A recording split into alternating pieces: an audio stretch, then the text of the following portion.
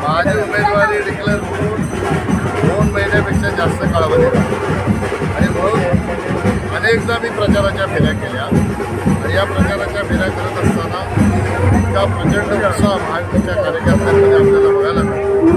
यामुळे 100% मोदीजींना पुन्हा प्रधानमंत्री करण्यासाठी जनता कटिबद्ध झालेली आहे आणि म्हणून महायुतीचा उमेदवार म्हणून विकासाच्या मुद्द्यावर पुन्हा मला तिसऱ्यांदा लोकसभेमध्ये पाठवतील याबाबतीत मात्र शंका नाही की या ठिकाणी फक्त महायुतीचं वार आहे, दुसरं कोणाचं नाही। उमेदवारी मिळाली की प्रचार करणं हे प्रत्येक उमेदवाराचं काम, जसं मी करतो तसे इतर उमेदवार करत असतात। कोणाच्या पारड्यात काय आहे हे मला माहीत नाही, पण आमच्या पारड्यामध्ये महायुतीच्या पारड्यामध्ये जनतेचं मत हे 100% आहे।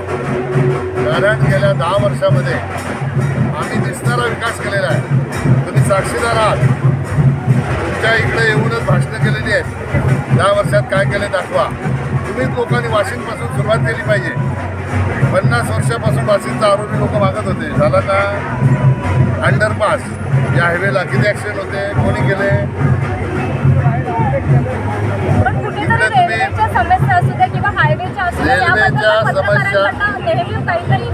रेल्वेच्या समस्या सुद्धा 2014चं रेल्वेचं स्टेशन जाऊन बघा आणि आत्ताचं जाऊन बघा।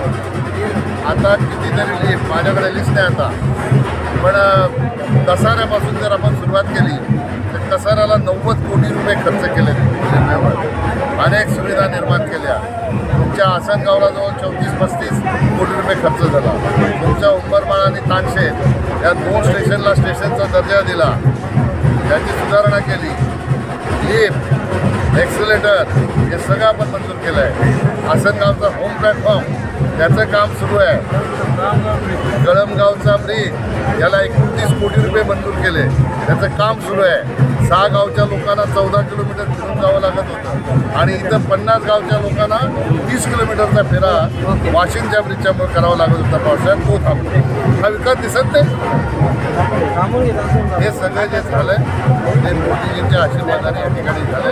केंद्र सरकार, राज्य सरकार, आता राज्य सरकारच्या माध्यमातून एकनाथ शिंदे साहेब यांच्या नेतृत्वामध्ये देवेंद्रजी आणि अजितदादा यांचं जे काम आहे त्यांनी एका विधानसभेमध्ये 300 कोटीचा निधी दिलेला आहे। 300 कोटी रुपये देशाला स्वातंत्र्य मिळाल्यापासून एका विधानसभेमध्ये कधी 300 कोटी रुपयाचा निधी मिळाला नाही। हे डबल इंजिनचं सरकार असल्यामुळे खऱ्या अर्थाने या भिवंडी लोकसभा क्षेत्रातच नाही तर संपूर्ण महाराष्ट्रामध्ये मोदीजींच्या नेतृत्वात आणि एकनाथ शिंदे साहेबांच्या नेतृत्वात प्रचंड मोठ्या प्रमाणात विकासाची कामं